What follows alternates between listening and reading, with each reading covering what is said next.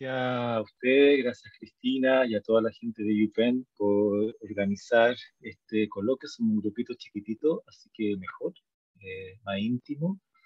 Me duele y en cierta manera me problema un poco que no esté doña Sonia, porque es sumamente importante su presencia como autoridad ancestral, precisamente para lo que quiero conversar. Así que veré cómo puedo sortear ese problema que no es solamente técnico de la presentación, sino que también político y ético.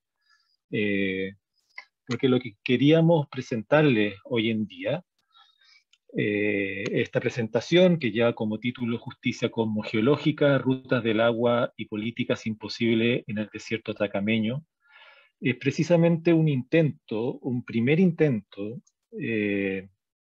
de un proyecto de colaboración junto a doña Sonia, liderado por doña Sonia, de empezar a entender la geología, los procesos geológicos entendido en un sentido amplio, en conexión con lo que ella misma llama el cosmos y lo que doña Sonia ha llamado como la cosmogeología, ¿no? Este es un concepto que no invento yo, sino que es un concepto que viene de la propia doña Sonia. Eh, y por lo tanto es un intento siempre situado y siempre parcial, evidentemente, de, de dibujar los principios licanantá y guatacameños de lo que es la geología, cuáles son, qué es lo que significa la geología y los procesos geológicos en el territorio Licanantay, cuáles son los seres y las fuerzas que hacen posible lo geológico, cuáles son las ecologías de relaciones que están imbricadas cuando hablamos de lo geológico en un territorio que está profundamente intervenido por el extractivismo minero. Eh, por lo mismo que era fundamental la presencia de doña Sonia hoy, porque la mejor parte, la parte más importante de esta presentación era precisamente contarle a ustedes esto que ella misma ha llamado la cosmogeología, que es parte de su conocimiento ancestral y de su propia reflexión científico situada en el territorio, no solamente en la cuestión geológica, sino que en la cuestión del extractivismo y de cómo reparar, cómo sanar y cómo pensar el territorio Licanantay más ampliamente. Eh, entonces, lo que intentaré presentarle yo solo, primero quiero hacerle una breve introducción al territorio para quienes no conozcan el desierto de Atacama y más particularmente la zona del Salar de Atacama. Después, pucha, ojalá alcance a llegar doña Sonia para que ella, de su voz como autoridad ancestral, nos cuente sobre cuáles son los principios básicos de esto que ella llama la cosmogeología. En un tercer momento me gustaría contarles sobre este proyecto de colaboración intercultural para tratar de hacer visible y tratar de eh, hacer una política, digamos, convertir en un objeto político la cosmogeología de cara a la violencia e injusticia extractivista en el Cerro de Atacama y finalmente terminar con una reflexión sobre lo que llamo las políticas imposibles y que reflexiones que nacen de lo que he ido aprendiendo en el territorio y junto a doña Sonia. Entonces, una muy breve reflexión, o más que reflexión, una descripción del territorio sobre el cual estamos trabajando con doña Sonia y que es el territorio ancestral, digamos Licanantay, pero más ampliamente el territorio ancestral de quienes habitan las cuencas de Atacama, del Tatio y de Calama por 11.000 años.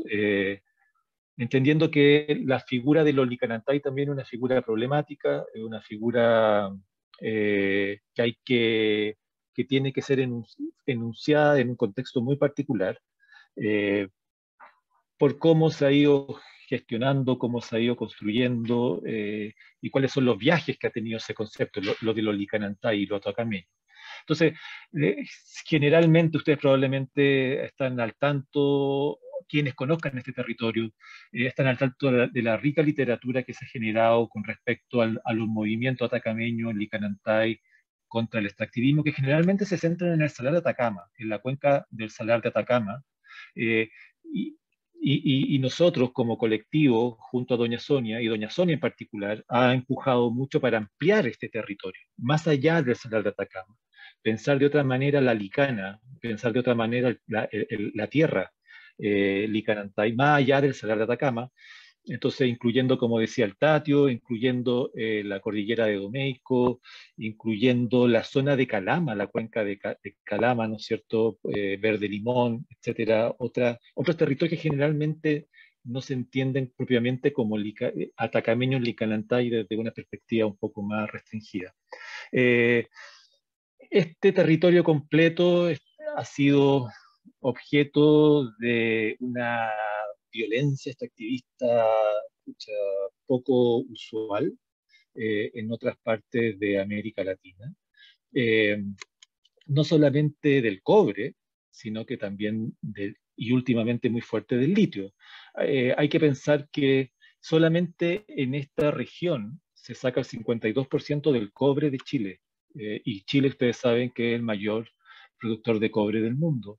Y el Salar de Atacama es el mayor productor de litio, es la mayor reserva de litio del mundo, ¿no es cierto?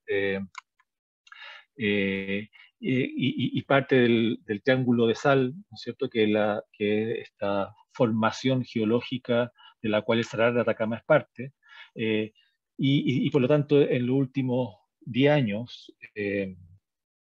paradojalmente fruto de la transición, del giro hacia la transición de la industria automotriz y del boom de los autos eléctricos, ¿no es cierto?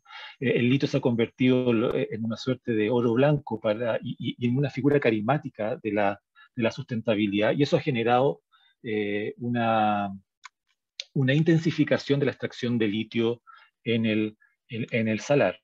Eh, es importante decir que la forma de extraer industrialmente el litio es inyectando agua sacada del propio salar. El salar básicamente es un humedal, ¿no es cierto? Es sacar agua del propio humedal, inyectarla para extraer la salmuera, ¿no? Brine en inglés, y esa salmuera se deja evaporar, ¿no es cierto?, en piscinas de muy baja profundidad. Se estima que para cada tonelada o para cada kilo de litio se requieren 2 litros de agua, se requieren evaporar 2 litros de agua. Entonces, hoy en día el salar tiene un desequilibrio hídrico feroz de alrededor del 25-30%. Eh, eh, en un territorio que, como decía, ha sido habitado, ha sido recorrido, ha sido pensado, ha sido investigado por comunidades atacameñas licanantay que están en el territorio por lo menos hace 11.000 años.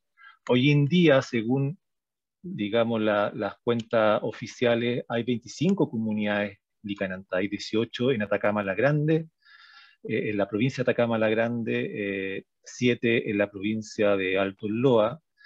Y es sumamente importante entender que este territorio ocupado, habitado, pensado, sentido hace 11.000 años es un territorio complejo, un territorio social, económico, un territorio espiritual, que es parte de una red, es un nodo dentro de una ecología territorial, de una ecorregión andina mayor, ¿no es cierto? Que hoy en día, que, que, que comparte territorio con Argentina y el sur de Bolivia. Y lo principal tal vez para este contexto es que si bien han habido numerosos movimientos y activismos para detener el extractivismo en esta región, en este territorio ancestral, la apuesta que hacemos y que hace doña Sonia es que no habrá una reparación profunda de este territorio, no habrá la capacidad de perseverar en la condición ancestral de este territorio si es que no se entiende de manera más sustancial la interconexión que hay entre Puri, entre el agua, los volcanes y el cielo. Eh, Dicho de otra manera, la reparación ecológica, la justicia ante el extractivismo no va a llegar con nuevo arreglo regulatorio ni con nuevas tecnologías, ¿no es cierto? No va a llegar con un giro sustentable de la minería, sino que va a llegar con una apertura ontoepistémica. Va a llegar cuando podamos entender de otra manera los elementos, ¿no es cierto?, que la ciencia occidental, digamos, ha tendido a separar. Cuando logremos entender la profunda interconexión entre el agua, lo geológico y lo cósmico, es que realmente vamos a poder acceder a una reparación profunda del territorio.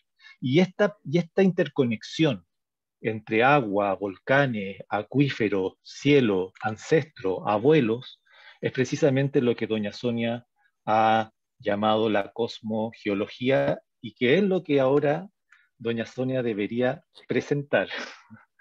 No está, ¿no es cierto? ¿No Sí, ha sí llegado? estoy. Sí, Ah, doña llegué. Sonia, qué maravilla. Ya. Si pongo video, se va Yo, el micrófono, entonces voy a tener que disertar de esta forma, ¿ya? perfecto, yo le Eh, voy pasando la foto. bueno, Doña Sonia, buenas tardes. buenas tardes. Me gustaría presentarle, si está bien, porque como no subimos si usted pudo como conectarse, quisiera presentarla. ¿Está bien primero? Sí, Bueno, entonces, bueno, para, para todos y todas y todos, pues gracias a doña Sonia Ramos Chocobar por conectarse también hoy a participar en el cluster con nosotros.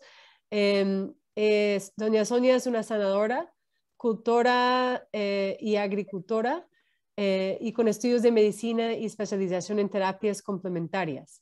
Su trabajo se ha enfocado en el ámbito de la salud, particularmente en la integración de conocimientos territoriales y ancestrales en prácticas médicas.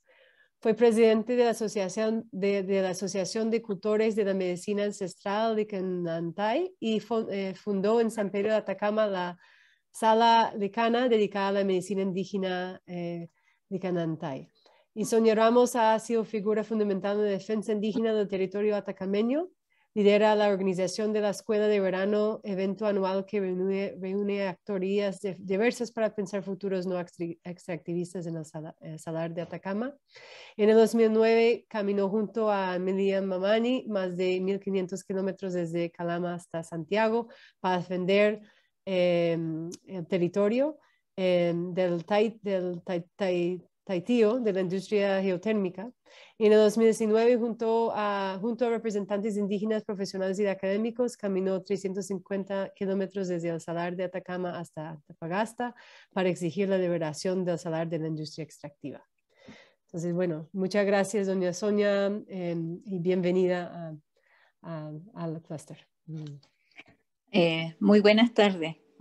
Ya fui presentada, entonces quiero, digamos, comunicar.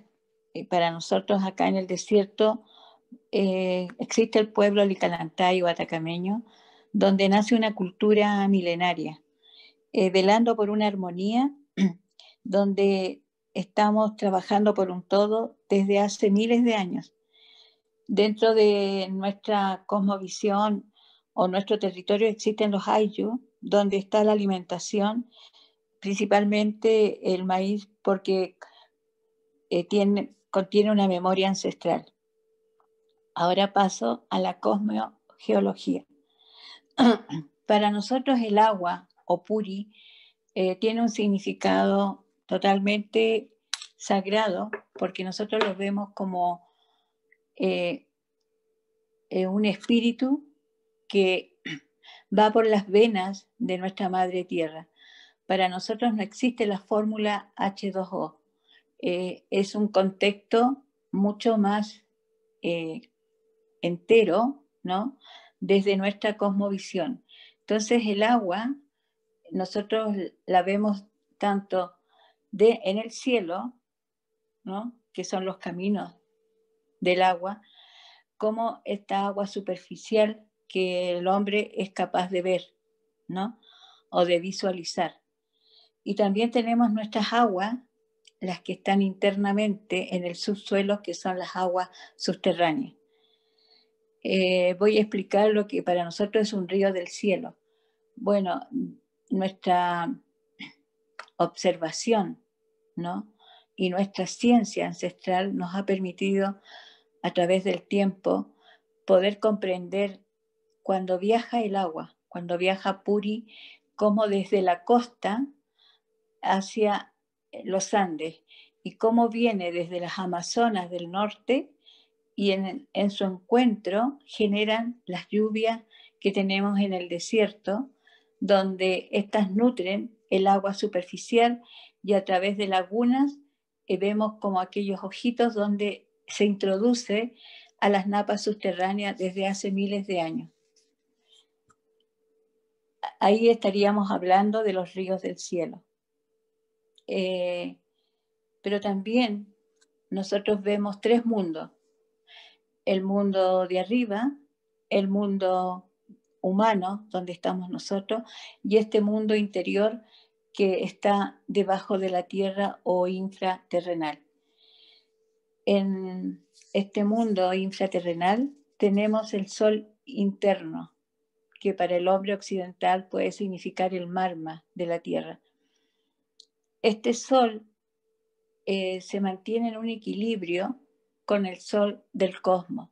Cuando nosotros aprendemos a trabajar mirando no solamente la mirada hacia el cosmos, sino también la mirada hacia lo infra, vamos comprendiendo que aquellas aguas subterráneas mantienen un equilibrio natural y que aflora muchas veces en napas como Puritama, donde son aguas termales, ¿no? Acá en el desierto lo podemos ver y podemos ver cuando existe ese equilibrio o justicia hacia la naturaleza de parte del hombre, que nuestros volcanes tienen un buen hacer o un buen vivir.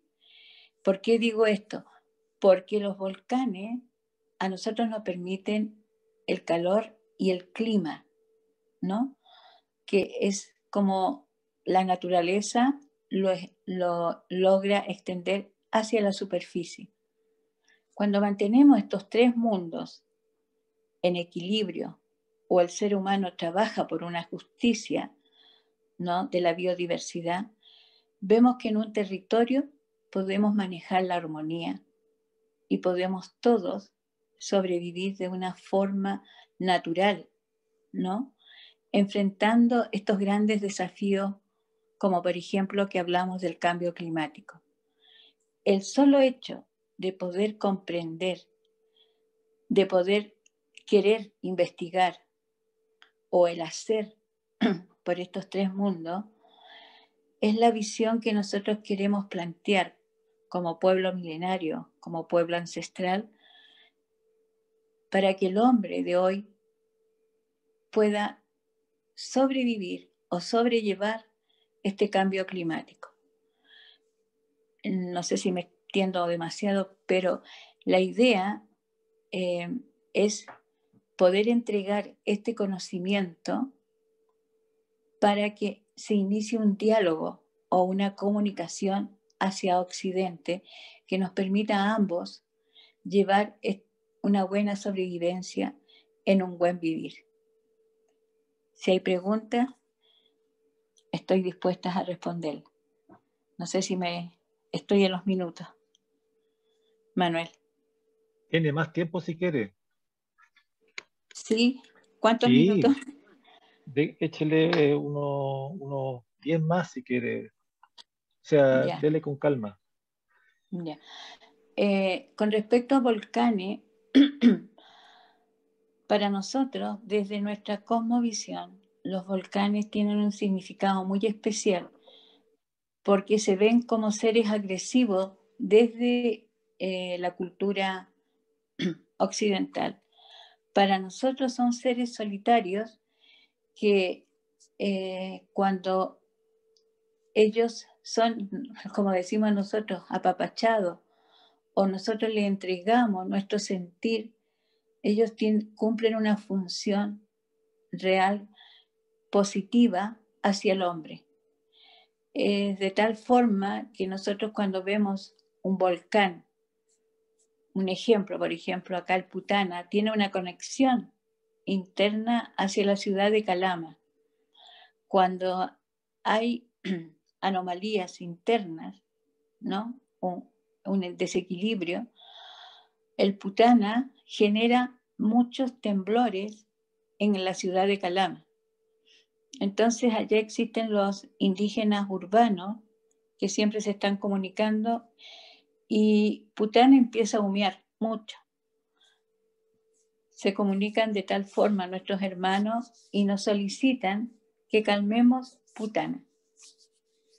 Dentro de nuestro conocimiento existe la ceremonia, donde apapachamos a Putana, le hacemos la ceremonia, lo calmamos y no permitimos que él sienta esa soledad o ese ajeno humano.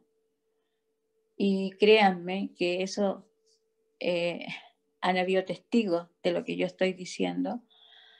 El clima cambia y Putana se calma y deja de temblar en la ciudad de Calama. Nosotros trabajamos de esa forma nuestros volcanes, apapachándolos, acariciándolos, en el sentir y en esa comunicación humana-naturaleza. La naturaleza es un ser inteligente, que tiene inteligencia propia. Y es eso lo que nosotros debemos aprender a traducir. Tatio también es un lugar sagrado y también existen los volcanes donde se genera un río interno, subterráneo, que aflora a través del Tatio y son los ya famosos geysers del Tatio. Ahí existen, desde nuestra mirada, están los 4 elementos, que sería agua, tierra, aire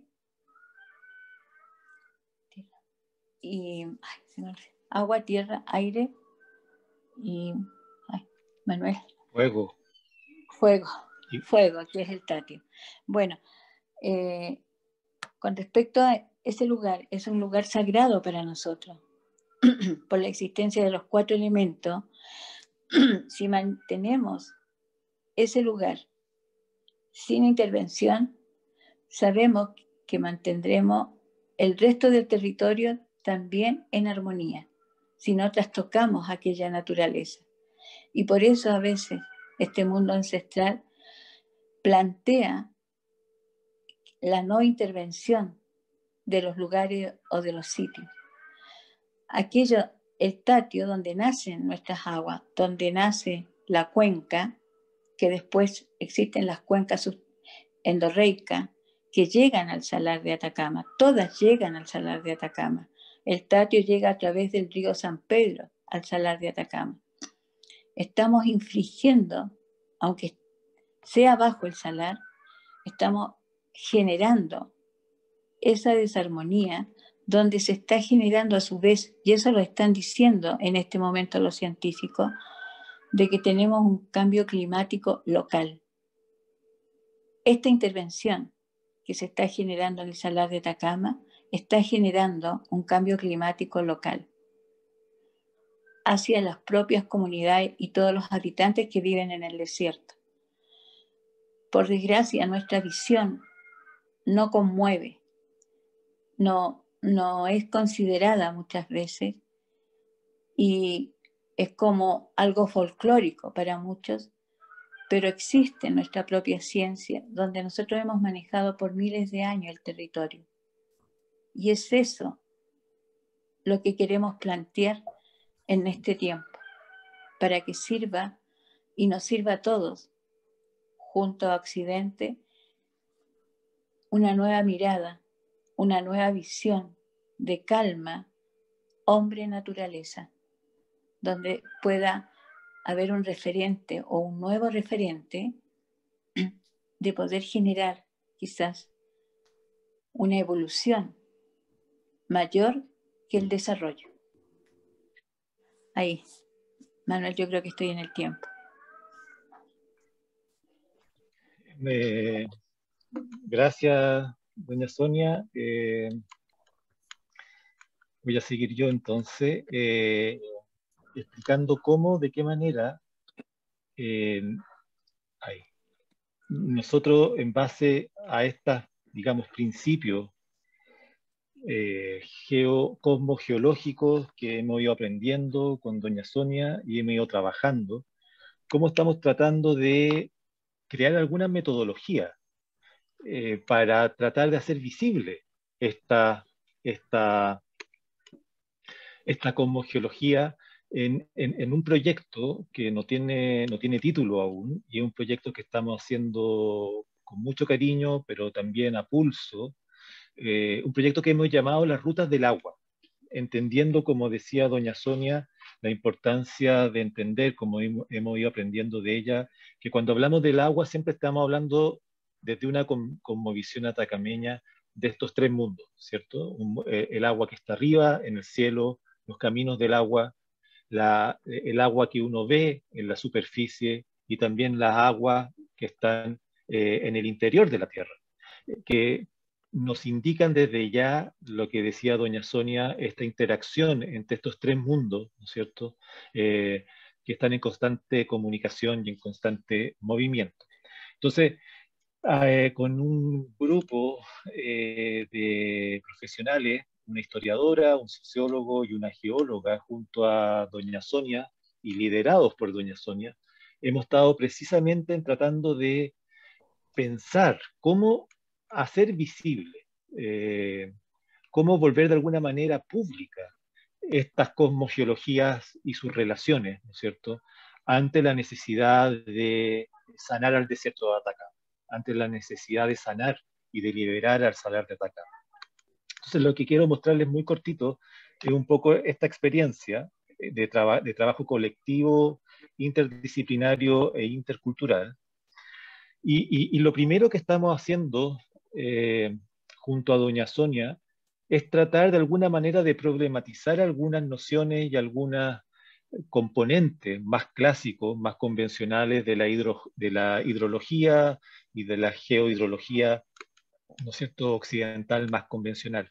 Algunos conceptos y algunos componentes como la idea de acuíferos o de cuenca o de cordones que según una visión ancestral atacameña no hacen más que fragmentar el territorio, en lugar de pensar en la interconexión y en la ecología de relación entre estos componentes que, insisto, la ciencia convencional ve como discretos. Entonces, junto a doña Sonia, hemos estado dibujando, hemos estado recomponiendo el territorio, ¿no es cierto?, desde una perspectiva atacameña, desafiando el complejo tecnorregulatorio, que evidentemente no ve el territorio como se ve desde una perspectiva, desde la ciencia ancestral atacameña, y que es un ejercicio que por lo demás también tiene reverberaciones no solamente geográficas, sino que también políticas, porque de alguna manera problematiza los fundamentos más territoriales sobre los cuales se levanta la idea de comunidad indígena, ¿no es cierto? Cada comunidad habitando un territorio específico, territorios que muchas veces han sido definidos por el Estado, o sea, son frutos del mismo colonialismo. Entonces, esto es un ejercicio que también, de alguna manera, la problematización del territorio desde una perspectiva geológica e hidrológica también es una problematización política de la noción misma estatal y estatizante de la comunidad. Por otro lado, hemos estado caminando. El caminar es una metodología indígena que podemos ver en toda Abya Yala, que podemos ver que aparece y reaparece como metodología de conocimiento en múltiples pueblos indígena a lo largo de América Latina. Y eso es lo que hemos estado haciendo con Doña Sonia, de alguna manera, eso es lo que Doña Sonia nos ha enseñado a hacer y reconocer, caminar. Y caminar el agua, porque en el desierto de Atacama hay una larguísima, milenaria tradición de caminar, de atravesar el desierto, ya sea para ir a la costa, ¿no es cierto?, la famosa terraza ecológica, o para ir hacia la selva, para ir hacia la zona más tropical de Argentina e incluso de la Amazonía. Son las famosas rutas caravaneras, las rutas troperas a través de las cuales los pastores llevaban a sus animales para hacer intercambio, etcétera. Y lo que hemos ido aprendiendo con Doña Sonia, lo que ella nos ha ido enseñando es que estas rutas lo que hacen básicamente es ir siguiendo el agua. Son unos caminos que van conectando el territorio a través de las sinuosidades, a través de las trayectorias del agua en sus múltiples formas, no solamente como ríos o bofedales o aguadas, sino que también los florecimientos de la agua subterránea, de los acuíferos y también la agua del cielo, los caminos del agua del cielo. Y hemos tomado este proceso de caminar como un proceso de investigación intercultural, en el cual vamos recorriendo el territorio, vamos tomando nota, vamos haciendo observaciones, vamos viendo las transformaciones del territorio, por eso que hemos ido en distintas estaciones, hemos ido en verano, vamos en otoño, en primavera, invierno, etcétera, para ver cómo van cambiando el agua, siempre en relación a los animales, siempre en relación a las plantas medicinales, siempre en relación a la agricultura, en relación a el cielo y las nubes. Y ha sido un proceso muy intenso, y creo que lo central es que ha sido un proceso que lo entendemos como un proceso científico, es un intento por reapropiarnos, reapropiarnos como un colectivo liderado por una autoridad ancestral, reapropiarnos o reclamar la figura de la ciencia también para los pueblos originarios, para los pueblos ancestrales, ¿no? Que también hacen ciencia, también tienen capacidad de observación sistemática a través de la cual han producido hipótesis de trabajo y han logrado conocer el territorio de manera extremadamente sofisticada. Entonces, este es un intento, como digo, de reclamar la noción de ciencia más allá de Occidente. Hemos tenido aventuras, arrendado camionetas mineras, ¿no?, que en Chile son muy iconográficas, ¿no es cierto? Y hemos recorrido el territorio para ir aprendiendo, observando, anotando y sintiendo el desierto. Junto con estas observaciones de terreno, estamos trabajando con las cartas hidrogeológicas, estamos trabajando con una geóloga que ha ido compilando estas cartas para ir también entendiendo cómo se han dibujado y cómo se han definido los acuíferos, sobre todo los acuíferos, estábamos trabajando sobre todo con la cuestión del agua subterránea, para poder entender cómo están, según el conocimiento occidental, que también queremos rescatar, también queremos aprovechar, ¿no es cierto?, cómo se están dibujando en el territorio, en este territorio que ya mencioné. Y con esta información estamos empezando a dibujar mapas integrados, ¿no? Ahí les mostramos algunos de nuestro intento en casa de Doña Sonia, en los que hemos tratado de hacer mapas que tengan capas distintas, ¿no? que para lograr atrapar, lograr hacer visibles precisamente esta idea, ¿no es cierto?, atacameña de los tres mundos, de los tres niveles, el infra, el sol interior, el superficial y el sol de arriba, el cosmos. Entonces estamos trabajando como con capas, con transparencias para ir dibujando los ríos de agua, los ríos del cielo, para ir dibujando al mismo tiempo lo que sucede a nivel de la superficie, la operación extractivista, el salar, los volcanes, los lugares urbanos, poblados, y también lo infra, lo acuífero.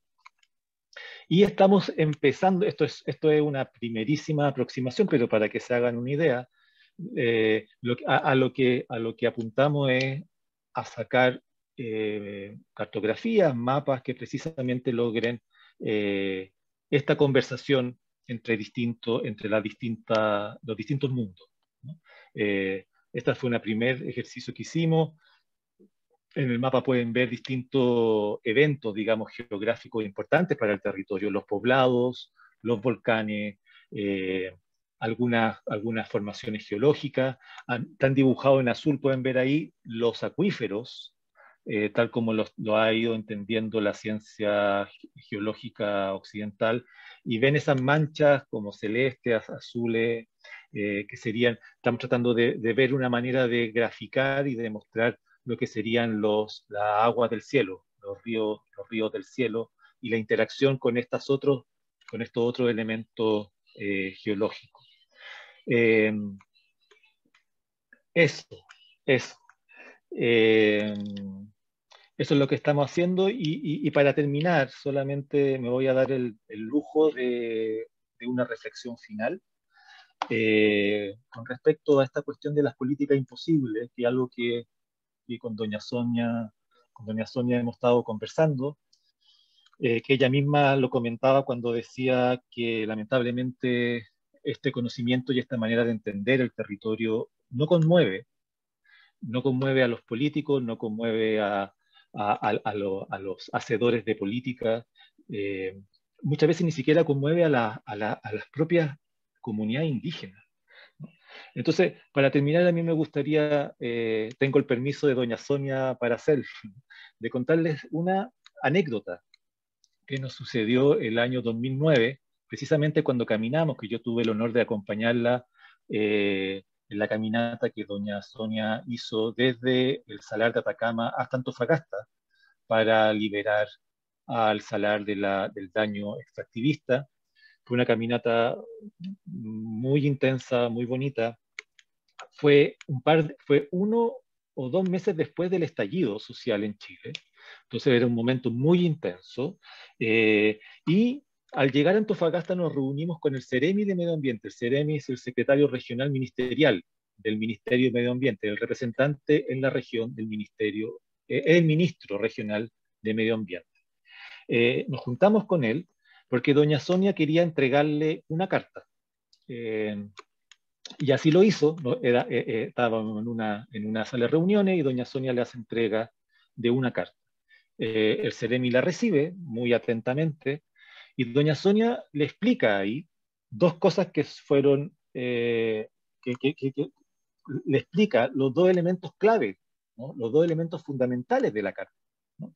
Y doña Sonia le dice que, primero que nada, que la carta, si bien estaba escrita por la mano de doña Sonia, no era ella quien había escrito la carta, sino que era el salar el que estaba hablando, a través de ella. Doña Sonia era la portavoz del salar, y que era el salar quien a través de ceremonia se había manifestado, y que la carta, quien hablaba en la carta, el habla de la carta era el habla del salar. Y segundo, doña Sonia le dice que lo que el salar dice, lo que el salar quiere, lo que el salar espera, es su liberación. No es una minería sustentable, no es una cohabitación, no es mayor sustentabilidad, no es mayor cantidad de hectáreas de conservación, sino que lo que quiere es liberarse de la industria extractiva. El Ceremi escucha a doña Sonia y muy cortésmente le dice muchas gracias, estamos sintonizados, estamos alineados, y ahí él se pone a decir que efectivamente que están pensando en la misma dirección, que nos cuenta de nuevos programas de conservación, nos cuenta que van a aumentar la hectárea de protección ambiental, etcétera, etcétera. Cuento esta anécdota porque algo de lo que yo he aprendido con doña Sonia es que sanar al territorio, sanar al salar, requiere, para sanarlo realmente, requiere de un tipo de política, ¿no es cierto? Como la política, por decirlo así, que doña Sonia le estaba presentando al al Ceremi, que involucra pensar de otra manera la realidad. Involucra pensar la realidad como habitada por otras fuerzas y otros seres. Digamos que involucra otro marco ontoepistemológico, ¿no es cierto? En este caso, por ejemplo, que el salar es un ser que habla, no es solamente una formación geológica o un ecosistema. Y es un tipo de propuesta la que le hacía doña Sonia, que requiere un marco legal, un marco tecnocientífico, que hoy día simplemente es imposible, no existe, ¿no? Entonces, lo que le estaba proponiendo doña Sonia al Ceremi, con toda la buena intención del Ceremi, era una propuesta que era implausible, era imposible. Es una propuesta que para el Ceremi, aunque él aceptó y creyó que la entendía, era una propuesta que era inimaginable para él, ¿no? Como dice doña Sonia, una propuesta que simplemente el Ceremi, y mucha gente, no solamente el Ceremi, ¿no es cierto?, simplemente no puede decodificar, simplemente no puede entender los términos a través de los cuales se está proponiendo la propuesta.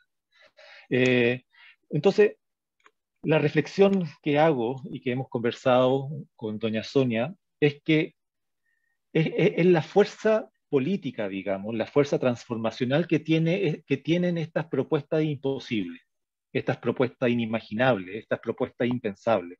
Porque efectivamente el Ceremi no logró entender y nunca va a lograr entender probablemente, pero sin embargo se trata de un tipo de propuesta que efectivamente apuesta, busca una transformación profunda y sustantiva del territorio. Es una propuesta que logra crear nuevos colectivos, logra crear nuevas pedagogías, logra nuclear y logra que personas como nosotros, por ejemplo, y otra gente que doña Sonia ha ido con la que ella se ha ido conectando en Calama y en San Pedro Atacama, se empiecen a acercar y empiecen a pensar de otra manera el territorio, ¿no? Entonces, tal vez esta política imposible es el tipo de política que se requiere, ¿no? Es un tipo de política imposible que, sin embargo, es generativa, que, sin embargo, crea nuevos colectivos, crea nuevos horizontes de acción. Y me pregunto, y nos preguntamos todo el rato, ¿no es cierto?, trabajando, es hasta qué punto no se trata, por lo tanto, solo de hacer posible lo imposible, ¿no? Como si lo imposible, si la fuerza de lo imposible estuviese en resolverlo, en hacerlo posible, ¿no? Sino que tal vez la fuerza política de lo imposible está en precisamente intentar de honrar lo imposible, tratar de quedarse con lo imposible, ¿no? Como una fuerza transformadora de suyo propio, una fuerza, un gesto, una política que es necesaria y tal vez incluso inevitable, cuando lo que está en juego no es solamente una propuesta adicional de sustentabilidad, por ejemplo, sino que sino que una propuesta de realidad distinta, una propuesta ontológica distinta, una manera de entender qué es lo que es el mundo y quiénes lo componen de manera radicalmente diferente. Tal vez tenemos que aprender a vivir con esta imposibilidad, en lugar de tratar de siempre estar solucionándola, volviéndola posible y tratar de aprovechar las posibilidades que genera lo imposible como una fuerza ética y política. Eso sería. Muchas gracias.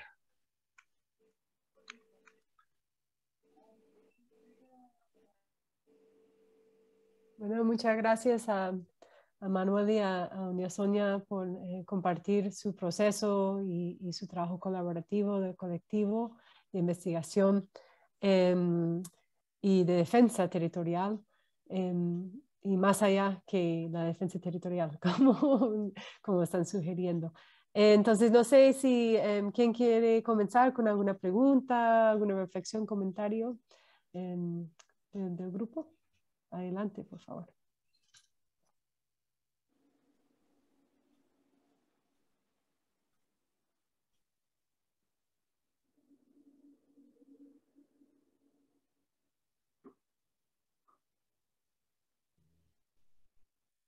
Bueno, Tulia, hágale.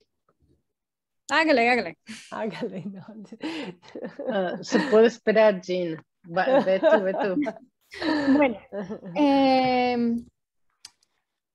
no, pues no sé si mi pregunta sea como muy técnica, pero a mí me encantaría escuchar un poquito más sobre cómo están construyendo los mapas, sobre todo los mapas o también la relación que tiene el mapa digital que mostraron, que dijeron que fue muy preliminar con los mapas que están construyendo a mano y también saber un poquito más sobre el uso de capas distintas que estaba mencionando y pensando un poco como si han habido, no sé, como momentos de tensión o cosas que, momentos cuando las distintas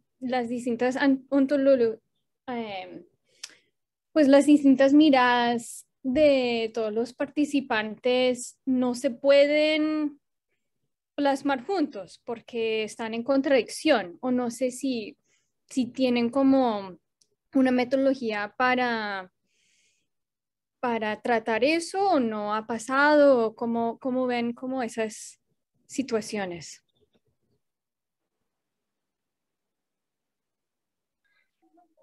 Gracias, Jen. Creo que doña Sonia, yo voy a contestar una parte, que es la parte más técnica, y voy a dejar a doña Sonia que cuente sobre tal vez las diferencias y alguna, no diría conflictos, pero tal vez algunas visiones distintas que este ejercicio ha tenido que empezar a articular y a hacer convivir de manera creativa y de manera generativa. La parte técnica, creo que es súper importante decir que algo que doña Sonia siempre ha insistido es la necesidad de generar puentes, ¿no?, entre la ciencia. Por eso, de ahí lo importante de reclamar la figura de la ciencia, ¿no?, como también como también una forma de pensar, de reflexionar, de intervenir, que también se hace fuera de lo que nosotros comúnmente entendemos ciencia, ¿no?, que es, bueno, la que estamos todos involucrados en la universidad. Entonces, lo que hemos tratado de hacer, y que lo que le estamos mostrando ahora es muy, muy, muy preliminar, nunca lo habíamos mostrado antes, es precisamente explorar maneras de conectar estos conocimientos, ¿no? Entonces, los mapas son una figura que es súper interesante porque son una figura muy potente, son como una especie de objeto un objeto de borde, digamos, como muy interesante para aunar, para ser visible.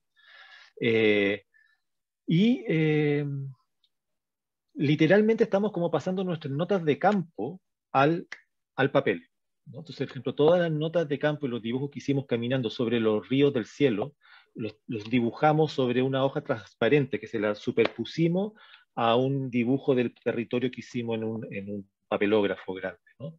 Y luego la geóloga que se maneja en GIS y en Sistemas de Información Geográfica, ella ha ido traspasando eso a digital.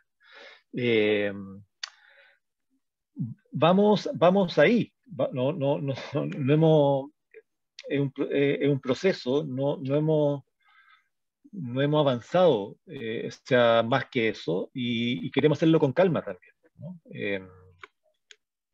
Así que eso por el lado más técnico. No sé, doña Sonia, si usted puede comentar sobre nuestra relación entre los integrantes del equipo. Sí, me gustaría agregar algo más e invitarlo a, desde nuestra ciencia, que nosotros aprendemos primero a visualizar para poder ver. Y en ese puente hemos estado trabajando también con una parte de geografía de la universidad y les hemos hemos llegado, digamos, a la conclusión de que no existe una geografía del cielo ni una geografía del mundo subterráneo. Existe la geografía terrenal, donde está el ser humano. Y creo que es un gran desafío a futuro poder ir visualizando estas nuevas posturas, tanto del mundo ancestral como del mundo occidental. Yo invitaría a esas instancias a generar puentes, pero en razón de algo positivo hacia la naturaleza y el ser humano. Eso es como una pequeña reflexión al respecto.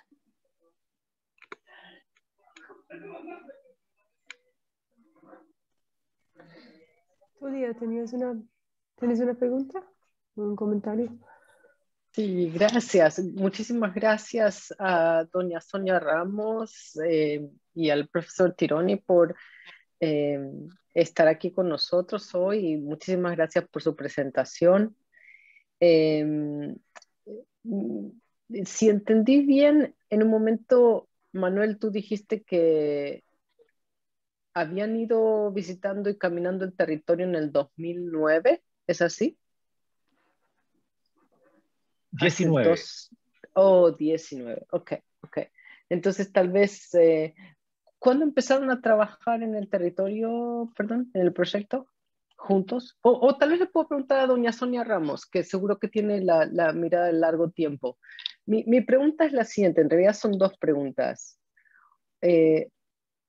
Una, si con el recrudecimiento del calentamiento global y la falta de agua en esa región de Atacama, o sea, el verano pasado fue el verano más seco en la historia de Chile, o de lo que hoy denominamos Chile.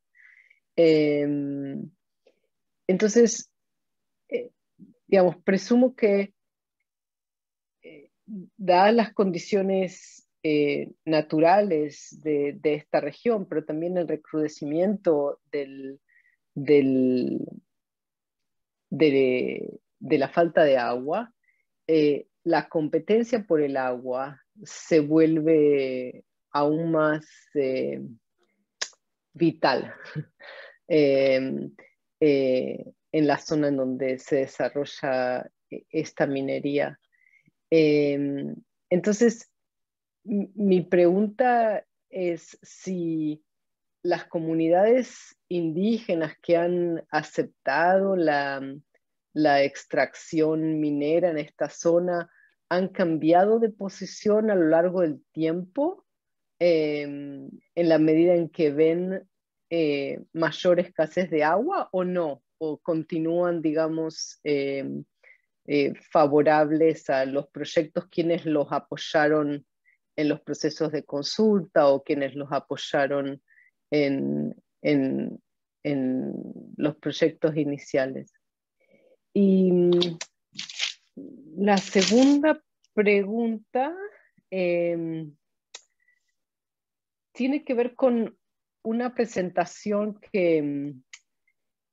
que tuvimos en este mismo foro hace aproximadamente unas 3 semanas, donde otra colega nos decía que por razones de seguridad, los países del norte global están relocando la extracción de litio a sus propios territorios. En los Estados Unidos se está extrayendo litio en el Midwest, en Gran Bretaña se está comenzando a extraer litio. O sea, ella, por razones que ella entiende son más que nada de seguridad, ve una relocación de la extracción de litio.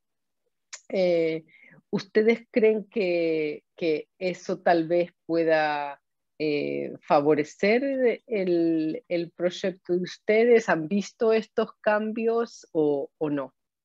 Gracias. Manuel. Usted la primera pregunta. Ya. Con respecto a las comunidades indígenas, debo manifestar que sí, hubo un acuerdo, digamos, como en aquellos años que firman para el extractivismo del litio. Pero no con todas las empresas, porque son varias empresas las que están en el salar. Solamente con una empresa que se llama Albemarle.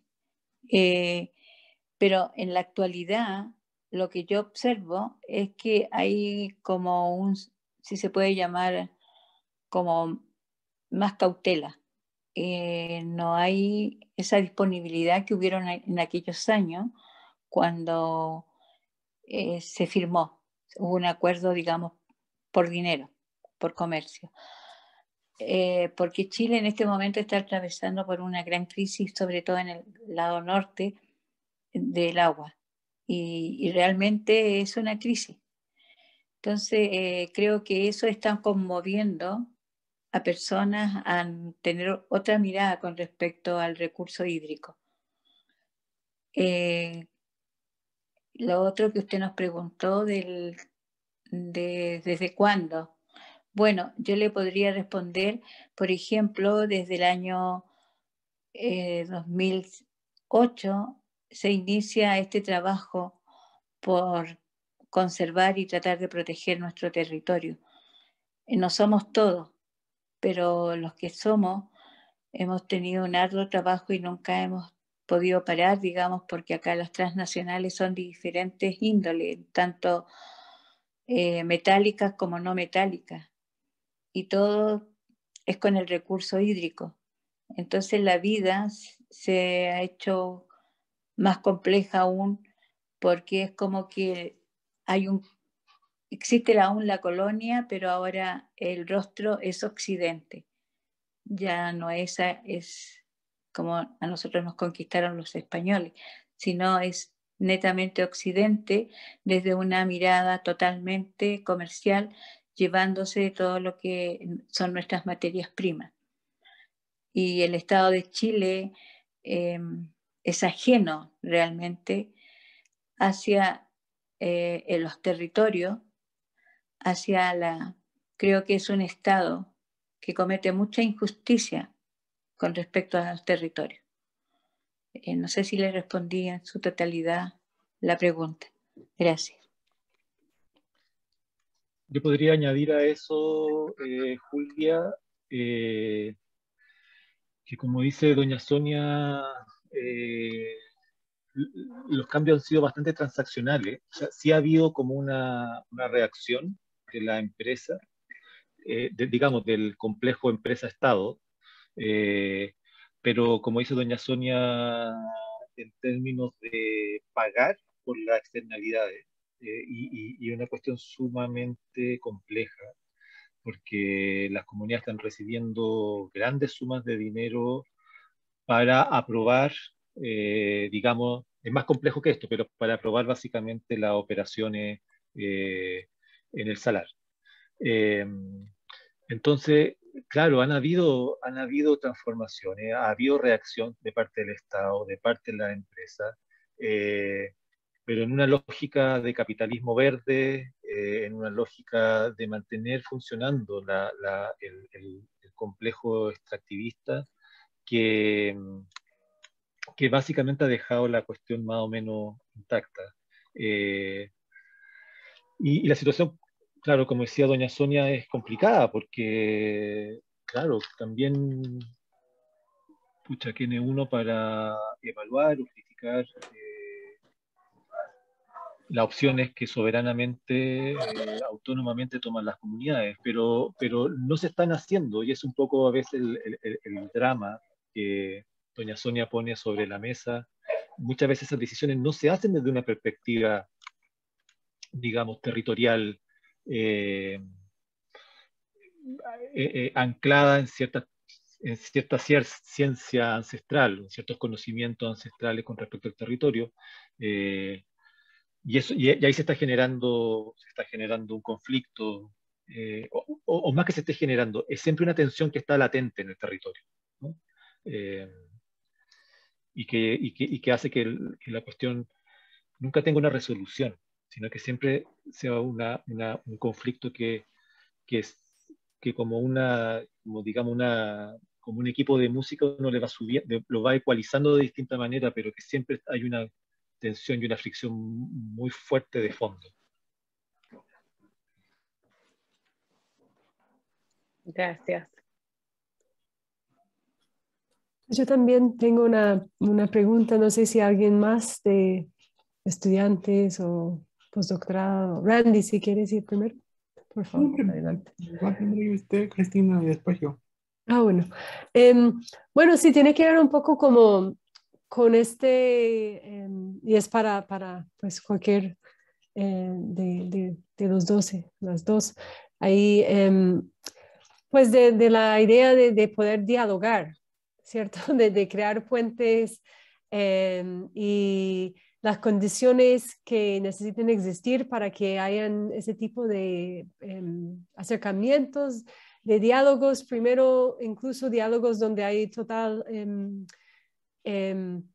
equivocaciones, pero por lo menos un espacio de diálogo. Entonces yo pues viendo el poder del lobby minero en este país y la identidad chilena de ser un país minero,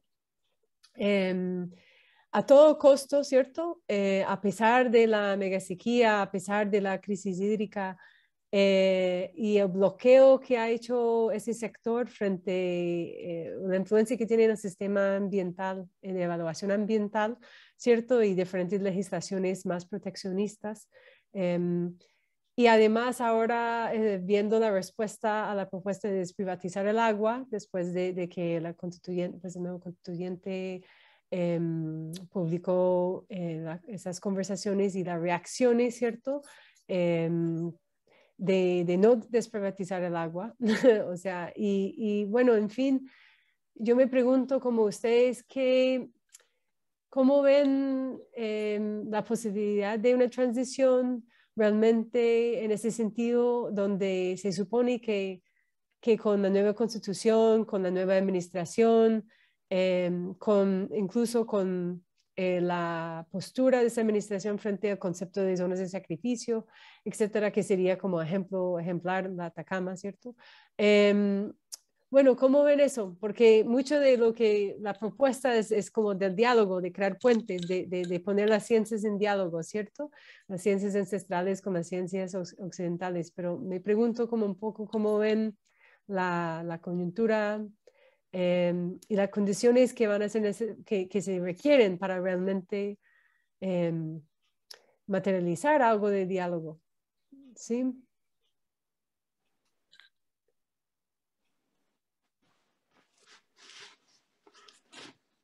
Manuel. Dele. Bueno, nosotros dentro de ese diálogo no solamente nos hemos dedicado, digamos, a una postura negativa frente a todo lo expuesto anteriormente. Dentro de nuestra investigación hemos ido totalmente confirmando lo que existe realmente en nuestro territorio y cómo ese diálogo podría ser diferente si nos permitiesen a nosotros poder levantar o ser escuchados, levantar nuestra voz y ser escuchados. ¿Por qué digo esto? Por ejemplo, en el Tatio, voy a dar un ejemplo, ¿no? Existen los termófilos. Son pequeños microorganismos que con este cambio climático de la radiación solar se pensaba que iban a desaparecer. Y resulta que ellos generaron una capa grasosa y han seguido sobreviviendo a pesar de este cambio climático. Entonces acá se pueden generar nuevos diálogos, pero desde un real conocimiento, desde no una imposición del saber, sino del verdadero reconocimiento de ambos mundos, tanto Occidente como este mundo ancestral, lograr ese diálogo, ¿no? Y ese respeto que necesitan las ciencias, donde existirá una escala valórica de éticas y no nos podemos seguir trabajando las universidades, tanto de Estados Unidos como Europa muchas veces, que se llevan, ¿no?, a veces estos pequeños microorganismos y que ellos hacen su propio desarrollo cuando están acá en el desierto. Lo mismo pasa con el salar, con los extremófilos. Entonces, con las universidades, con estos grupos humanos, hemos ido trabajando con una nueva mirada de cómo realmente podemos empezar a convivir bien con la naturaleza y las necesidades humanas. No sé si le respondo a su pregunta. Y yo añadiría a eso que, claro, este nuevo contexto constitucional da esperanza, sobre todo creo yo que la cuestión de la descentralización y de la plurinacionalidad da esperanzas para que haya una gestión territorial que reconozca saberes, prácticas, historia, autonomías territoriales. Por el otro, yo también he ido aprendiendo de doña Sonia que hay que tener mucho ojo con la perpetuación de ciertas definiciones, de ciertas lógicas que siguen siendo coloniales, ¿no? Como la figura, la plurinacionalidad en Chile, inevitablemente, aunque los pueblos originarios no quieran que sea así, pero inevitablemente va a ser en base a una idea de indigeneidad que sigue siendo colonial. Entonces, en ese sentido, insisto con la figura de lo imposible, ¿no? O sea, creo que se abren oportunidades y que son bienvenidas, y yo la celebro y trabajo por ella.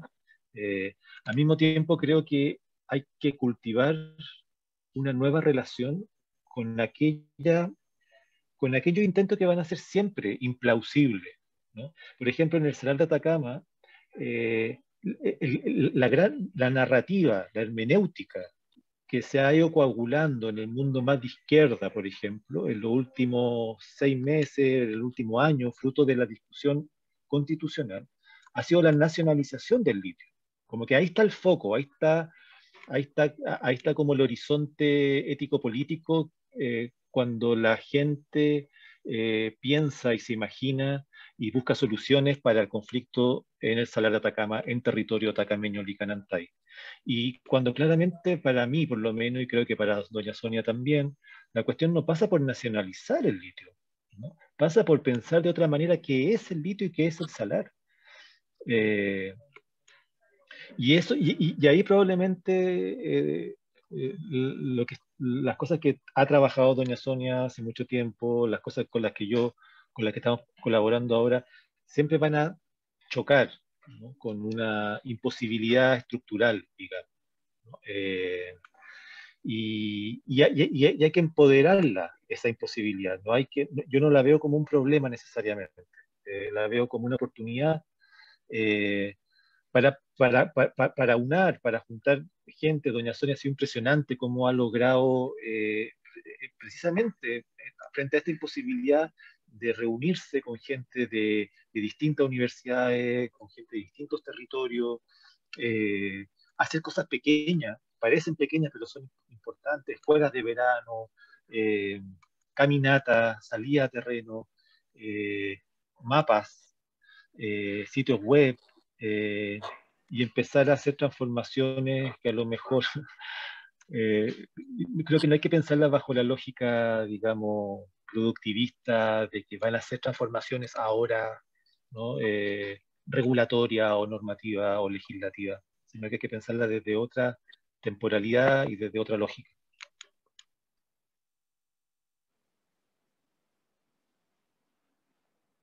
Randy. Sí, hola, buenas tardes. Muchísimas gracias por... Permiso.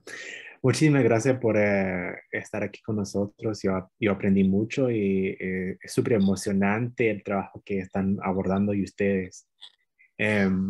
Yo tengo bueno, tengo dos preguntas, pero para empezar, yo estoy interesado en el aspecto histórico del proyecto. Eh, Mencionó que hay un historiador en el equipo y también pensando de esa relación no solamente entre la política hoy en día y, um, y la política hoy en día, pero en la narración y el aspecto de cómo entender ese lugar como un lugar con historia. Y si ustedes pueden hablar un poquito más eh, como los momentos históricos o cómo están abordando ese aspecto de con lo ancestral y también con la historia occidental, entre comillas, para decirlo. Porque también encuentro que la historia es algo distinto. También tiene otra raíces, para decirlo, porque lo ancestral viene de pueblo milenario, como dice doña Sonia. Entonces,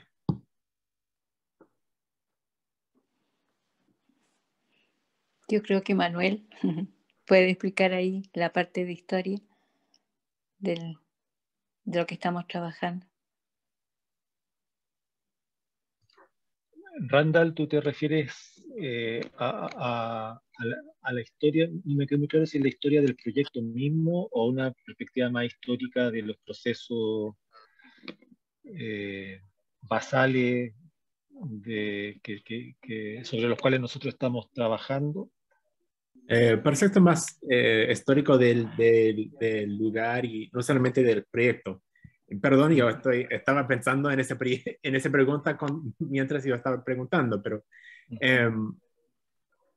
estoy pensando de cómo, lo que estoy pensando es que hay muchas historias que involucra, especialmente en Latinoamérica, empiezan con el contacto colonial y eso es un tipo de historia que siempre base esos encuentros en algo de violencia y desigualdad. Pero también hay historias ancestrales que tienen mucho conocimiento, mucha ciencia, y estoy pensando en cómo están articulando esas varias historias en la narración y la práctica de ese proyecto. Ya, ahora entiendo mejor, claro. Me parece súper interesante lo que tú comentas, porque efectivamente yo personalmente me he ido aprendiendo y me he ido educando, no solamente en la historia situada del colonialismo en el Alto Loa y en Atacama la Grande, que creo que es importante entender las colonialidades de manera muy situada.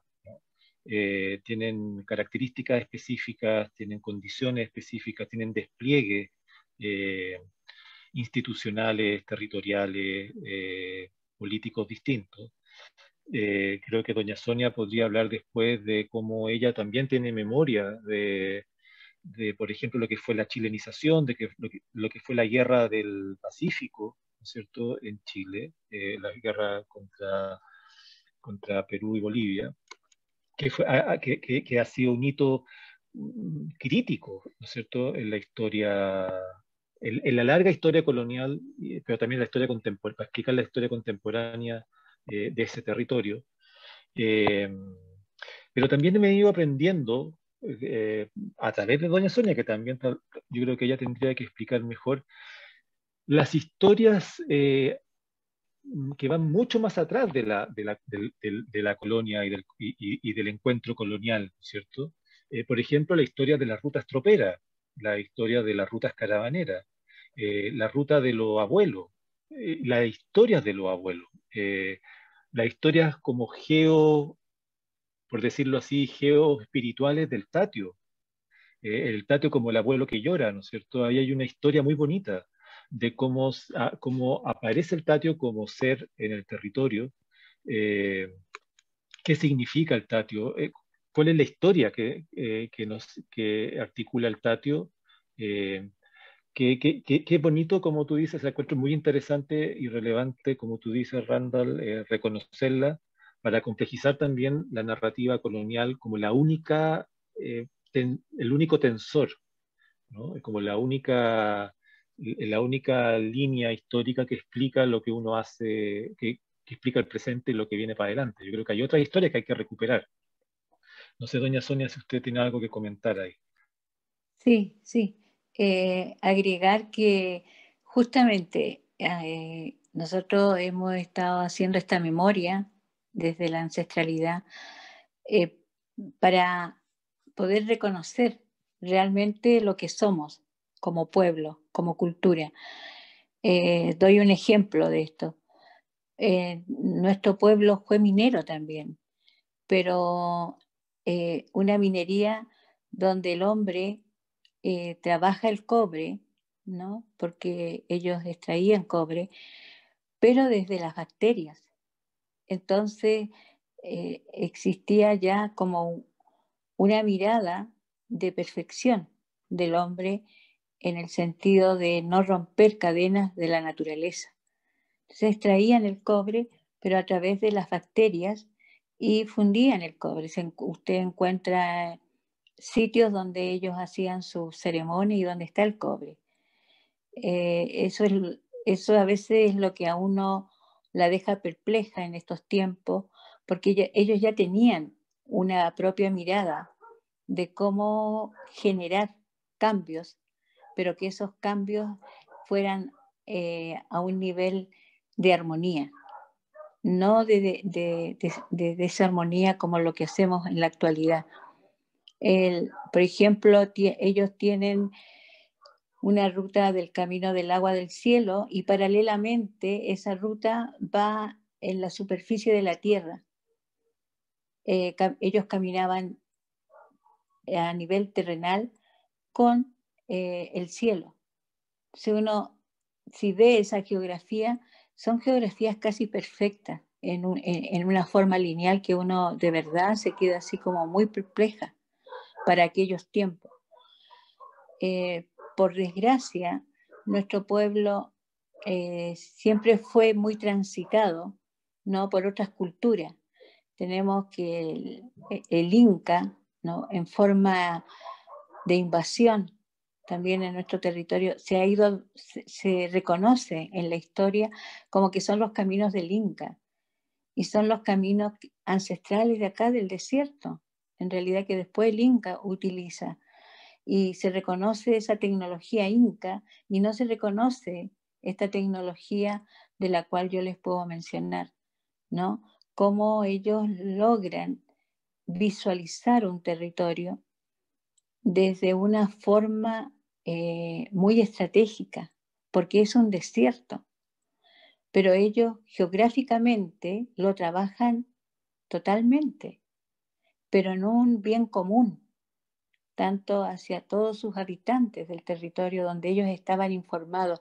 Una vez al año se reunían y sabían cómo habían funcionado sus cosechas, quién necesitaba algún intercambio. Entonces el intercambio se hacía en función, ¿no?, de las propias necesidades y no en una función económica. Entonces ellos lograron otra visión de sobrevivir en el desierto. Y por eso quizás nos mostramos un poco así como muy calmados, muy pacíficos, porque el hombre estaba inserto en su propio mundo desde una mirada de creatividad. Acá el desierto exige ser creativo. Si no se es creativo, bueno, podemos esperar la muerte. Entonces, esa mirada sería comunicarla a Occidente, yo creo que nos daría grandes respuestas, porque nuestro pueblo también sufrió cambios climáticos y uno encuentra en estos caminares respuestas en ese cambio climático que ellos tuvieron. Y eso es historia, que no se conoce en realidad y que no se ha escrito aún. Gracias.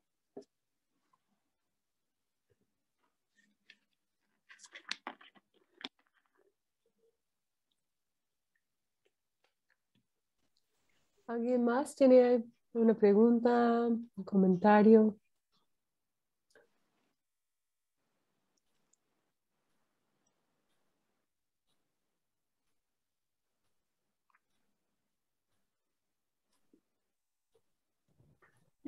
Yo puedo hacer una pregunta. Ah, bueno, adelante, María. Gracias. Me están oyendo, es que mi computador no tiene... Sí, tiene sí. siempre molesta. Pues a mí me da mucha curiosidad como esta idea de los imposibles que mencionaba Manuel. Y pues pensando en la posibilidad de los imposibles, pues yo solo quería saber si hay como ejemplos de por lo menos intentos y casos de liberación de los que podamos aprender, que conozcan.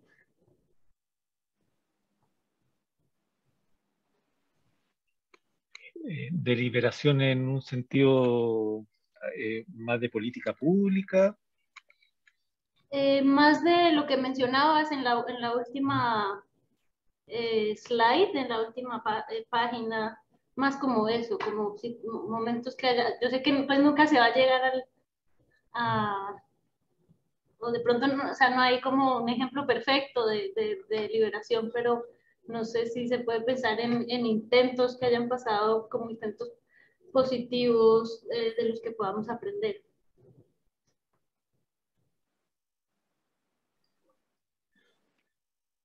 En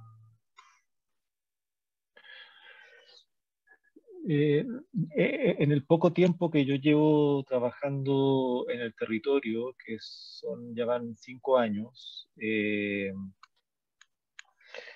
creo que han sucedido cosas que son interesantes, que son pequeñas, digamos, pequeños triunfos, que es un poco de acupuntura y acumulativos, pero que han sido interesantes. Por ejemplo, logramos convocar a muchas actorías distintas para llevarlos al Salar de Atacama, que fue algo que sucedió en esa reunión con el Ceremi que yo estaba contando. Doña Sonia, de hecho, de pronto ahí sacó unas bajo la manga y le dijo al Ceremi, lo esperamos en el Salar de Atacama para, para, para pensar sobre el Salar de Atacama en el Salar de Atacama. Y logramos hacer una organización muy interesante, que para reunir a gente del territorio, a gente de las ciencias y a gente del Estado, pero llegó la pandemia. Teníamos todo preparado para el 22 de marzo del 2020 y el 16 de marzo yo me encerré y doña Sonia también por un año. Así que eso quedó en stand-by. Pero eso era algo que yo creo, por ejemplo, que hubiese sido algo muy interesante, ¿no? Como un encuentro entre diferencias radicales, pero que también se miran las caras, se encuentran en el territorio, que es parte un poco también de estas metodologías más ancestrales que hemos estado explorando, de pensar y conversar y reflexionar caminando, por ejemplo. Eso era algo que iba a ser interesante, pero bueno, las cosas no resultan porque son siempre un poco imposibles. Eh, y eso es algo que creo que, nada, que da esperanza de hacer cosas así. No sé, doña Sonia, si usted puede contar de las escuelas de verano. Sí, me gustaría agregar en ese tema de deliberante, el año 2010 logramos conmover a científicos y se instala con nosotros una científica, Susan St. de la Universidad de Texas. Trabajamos el territorio en forma científica, donde nosotros teníamos respuesta ya a las energías limpias, que en nuestro territorio la radiación era una de las segundas más altas del planeta. Eso fue un trabajo nuestro con la ciencia, y ahí vamos comprendiendo este cambio. Ciencia con la sociedad, ciencia social, que empezamos a visualizar en aquellos años y donde logramos un pequeño triunfo, conmover de que si nos permitieran a nosotros liderar en cierta forma esta energía, teníamos grandes respuestas, ¿no? Eso nació acá, en el desierto. Pero el Estado de Chile siempre ha sido una injusticia territorial donde concesiona el desierto a las grandes transnacionales nuevamente. Entonces, yo creo que a lo mejor la política viene desde afuera, ¿no? Con buenas intenciones, desde las universidades o desde la ciencia. Pero acá tenemos, yo creo, un gran obstáculo que se llama Estado de Chile y sus políticas. Para mi visión y mi propia experiencia, yo lo planteo desde esa forma, porque Chile comprende que todos los territorios son iguales. No comprende estas diferencias, ni tampoco comprende que existen habitantes que tienen ciertas capacidades. Es aberrante cuando uno lo vive y son sus propias experiencias, porque podrían haber grandes cambios, ¿no? Con los pueblos, con el ser humano en sí, desde una nueva conciencia, desde una nueva mirada, ¿no? En beneficio de un bien común.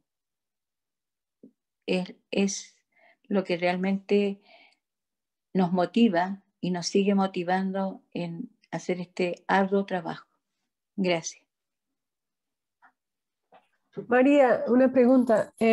¿Tú referías a ejemplos de comunidades que han logrado defender sus territorios de la minería más concretamente o solamente en Atacama o en general? En general, sí hay como ejemplos de liberación.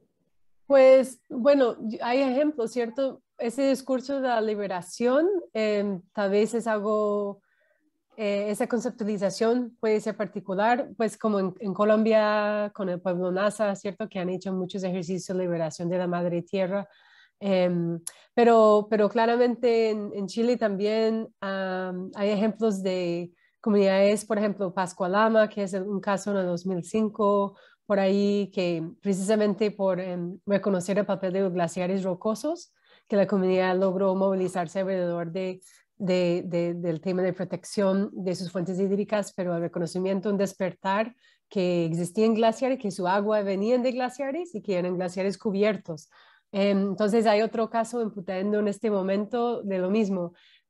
Es la única cuenca que no tiene minería en la región de Valparaíso de Chile, y esa comunidad en este momento logró por mostrar que el gato andino habita la cuenca, logró que el Tribunal Ambiental de Chile exigió a la empresa minera a sacar sus maquinarias en este momento y a esperar un juicio.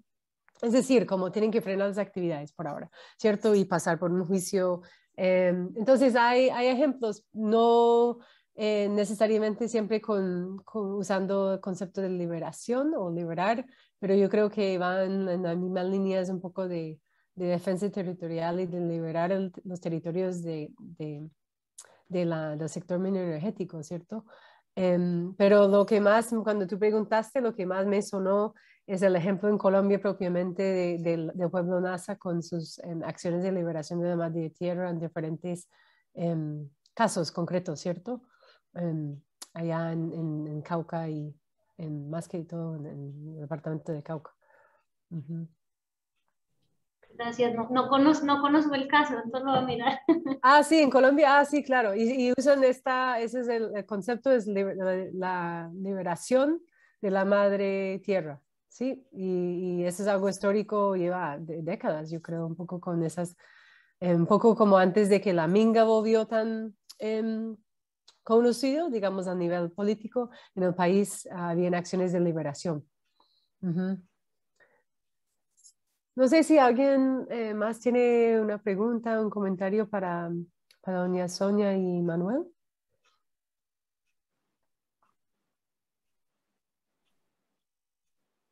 Yo tengo otra pregunta, si hay tiempo, si no hay alguien más. Sí, adelante. Em, Adelante, Dani.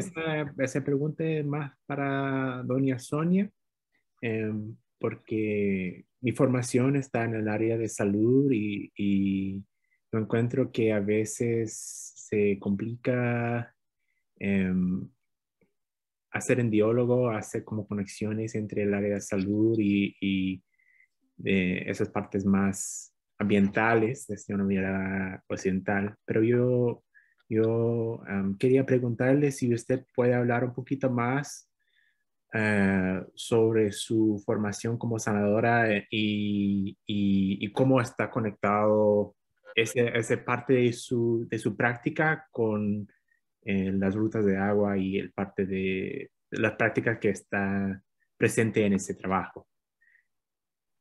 Gracias. Con respecto a la palabra sanadora,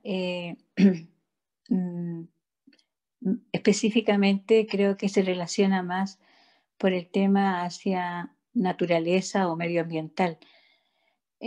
Pues yo ingreso el año 2009 a la formación de la Sala Licana con Yatiris, toda la medicina ancestral, ¿no? Donde se hace como de una forma paralela hacia la medicina occidental y hay una sala donde se empiezan a atender pacientes. Pero eso ya es una mirada occidental que trastocaba mucho con realmente lo que realmente nosotros trabajamos como medicina. Por lo menos lo que a mí me tocó, yo fui una simple colaboradora desde un comienzo, pero traigo también una memoria familiar con respecto a la medicina. Vamos trabajando el territorio desde nuestras propias plantas medicinales, que tienen mucho que ver con el camino del agua, porque generalmente ellas se dan a diferentes alturas, ¿no? En las montañas y tienen que ver las relaciones directas prácticamente con las lluvias anuales que nosotros tengamos en el desierto. Son respuestas realmente sorprendentes cómo ellas nos muestran cómo guardan el agua para un año en el desierto. Entonces uno desde la observación va comprendiendo el camino del agua, respuestas que nos trae con respecto a nuestra propia vivencia. ¿Por qué digo esto? Porque nosotros, hijos del desierto, tenemos como una fisiología más de frío y en esos términos nuestras plantas medicinales nos entregan unas respuestas porque la mayoría prácticamente son calóricas. Entonces ahí uno va entendiendo a la naturaleza o traduciendo lo que la naturaleza nos está mostrando. Para nosotros es como ya algo simple saber las enfermedades que van a aquejar al hombre, pues ellas se manifiestan en forma más mayoritaria cuando va a haber una afectación de cáncer o de el hombre va a ser más afectado por un tema óseo o por un tema cardíaco. Uno solamente con visitar el territorio, con visitar aquellas farmacias libres, obtiene ese tipo de respuesta. Entonces es un manejo increíble el que puede hacer esa memoria ancestral, porque son respuestas reales, concretas a estos tiempos. Y la relevancia de nuestras aguas es importantísimo que existan aquellas lluvias porque significa sobrevivencia, no solamente del ser humano, sino también la sobrevivencia de aquella naturaleza que tiene una inteligencia propia. No sé si respondo a su pregunta. Gracias. Sí, gracias a usted.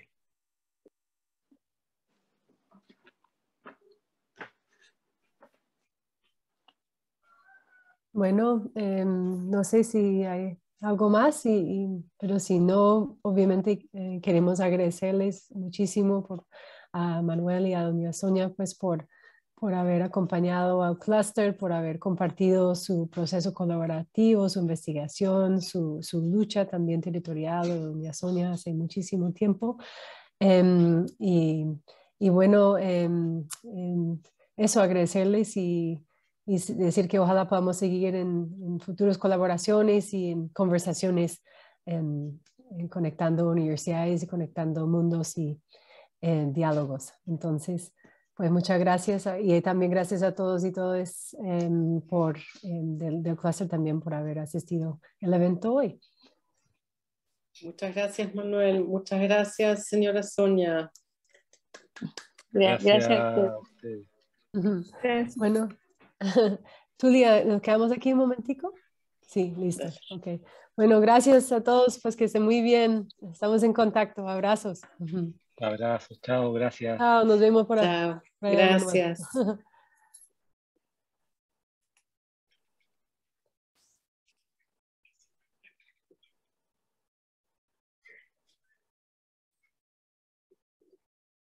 No sé quién es. Yo tampoco. Me pregunto si estará allí. Hola, Cecilia.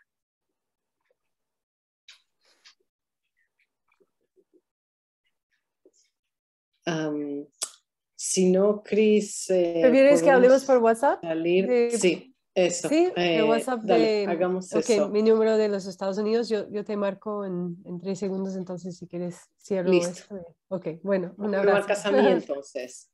¿Cómo? Sí, yo te marco. Sí. Genial. Ok, chao, chao. Genial. Ok, chao, chao.